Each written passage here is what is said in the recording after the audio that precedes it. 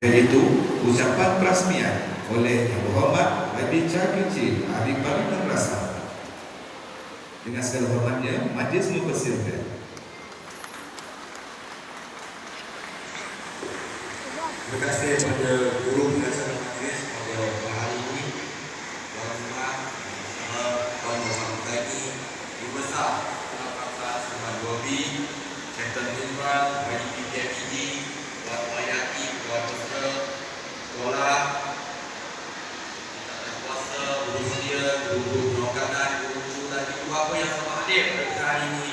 Salam sejahtera, salam kepaduan dan salam hijau madani. Terima kasih kepada sekolah atas ucapan saya hadir pada hari ini untuk merasmikan majlis penyerahan bantuan awal sekolahan sesi 2026 dan hari ini untuk peringkat sekolah kebangsaan Sembah 2B. Terima kasih kepada ibu-bapa yang hadir. Saya tahu di hari kerja ada yang terpaksa ambil cuti sampai jumpa anak. Semangat ibu-bapa untuk terus bersama sekolah. Saya sangat menghargai. Satu tepukan dari ibu-bapa yang hadir pada hari ini. Sebab kalau buah hantu ke cuti itu senang sikit.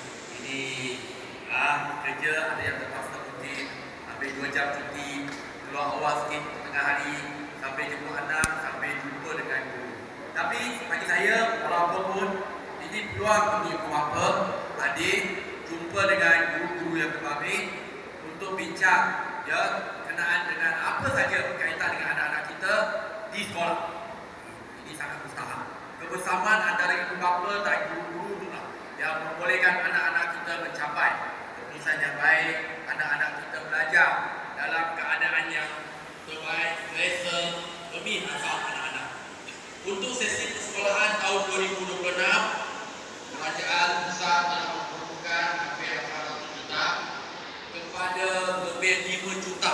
Kita ada lebih 5 juta murid sekolah rendah dan menengah hingga tingkatan 6. Semuanya dapat RM150.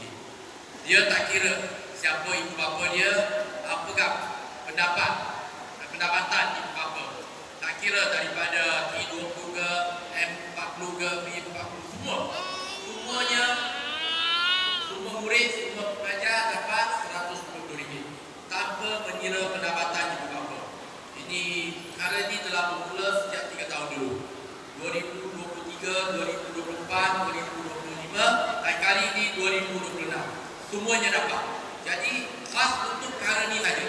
Untuk bantuan awal persekolahan saja, kerajaan memperlukan 800 juta dan sekolah perlu serahkan sepenuhnya menjelang akhir bulan ini. 31 Januari kena bagi. Jadi saya berharap dengan sedikit bantuan RM150.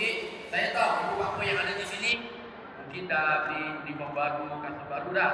Ini untuk top up.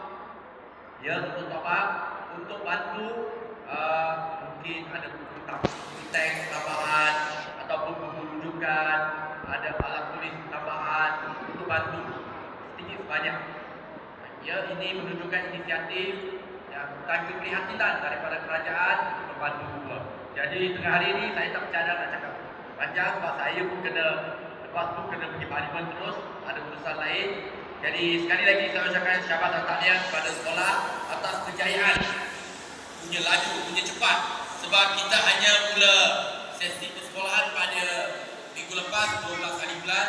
Hari ini kalau kiranya hari yang ke-6 sesi persekolahan untuk tahun ni, hari ke-6. Guru besar dah pergi bank keluarkan duit lebih RM100,000 dengan cerita ada polis escort.